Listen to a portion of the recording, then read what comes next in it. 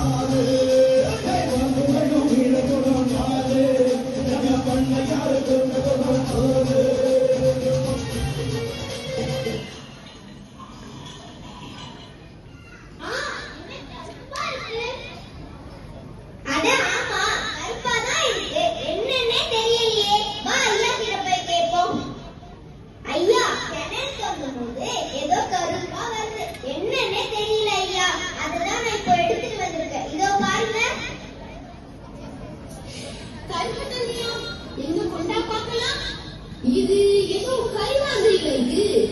இது என்னன்னு சோதனை பண்ணி பார்த்தா தெரியும். இத ஆராய்ச்சி பண்ற விஞ்ஞானிகள்ட்ட அனுப்பி என்னன்னு பார்ப்போம். கூப்பிட்டீங்களா ஐயா? ஆமா வாங்க, நான் தான் கூப்பிட்டேன். வயல்ல கிணறு தோண்டும் போது கறி மாதிரி என்னமோ வந்திருக்கு. அது என்னன்னு கொஞ்சம் பார்த்து சொல்லுங்களேன். இது பழுப்பு நிலக்கரி. இத வச்சு ஜெர்மனில மின்சாரம் தயாரிக்கிறாங்க. நம்மளும் அந்த மாதிரி மின்சாரம் தயாரிச்சோம்னா நம்ம மக்கள் வெளிச்சம் கிடைச்சு சந்தோஷமா இருக்க முடியும் ஐயா. ஆனா அதுக்கு மத்திய அரசும் மாநில அரசும் அனுமதி கொடுக்கணும் ஐயா. நிறைய செலவாகும் ஐயா. நான் இதை பத்தி காமராஜர் ஐயா கிட்ட பேசி பாக்குறேன். அவர் மூலியமா இந்த கரியை வச்சு மின்சாரம் தயாரிக்க முடியுமான்னு பார்ப்போம். காமராஜர் ஐயாவும் நேரு ஐயாவும் மனசு வச்சா எதையும் சாதிக்க முடியும்.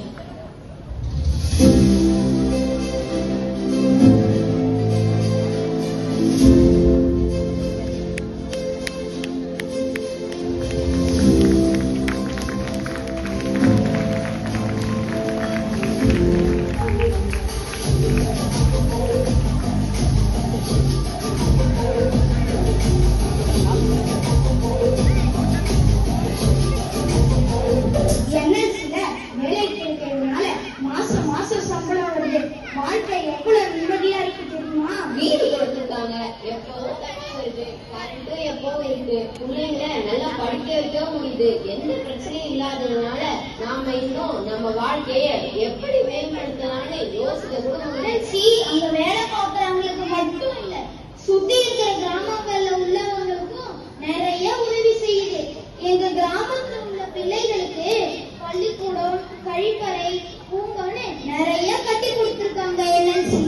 நம்ம பிள்ளைங்க படிக்கிறதுல மட்டும் இல்ல, விளையாட்டுலயும் சிறப்பா வரணும்னு நம்ம கிராமத்துல விளையாட்டு போட்டிகள் நடத்தி பரிசு எல்லாம் கொடுத்திருக்காங்க NLC.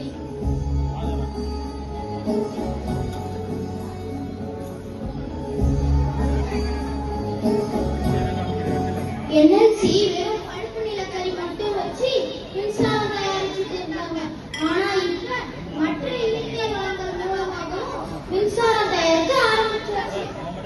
Wind energy, solar energy மூலமாகவும் மின்சாரம் தயாரிக்க ஆரம்பிச்சிட்டோம்ல. என்எல்சி பயன்படுத்தி நிலையான வளர்ச்சியை அடைஞ்சிருக்கு. 1962ல 600 மெகாவாட்ல ஆரம்பிச்ச என்எல்சி நிறுவனம் இன்னைக்கு 2026ல 7750 மெகாவாட் மின்சாரம் தயாரிச்சு இந்தியாவிலேயே CM teacher great of Telangana award வாங்கியிருக்காரு. இது எனர்ஜிக்கே பெருமை சேர்க்கக்கூடிய விஷயம் இல்லையா?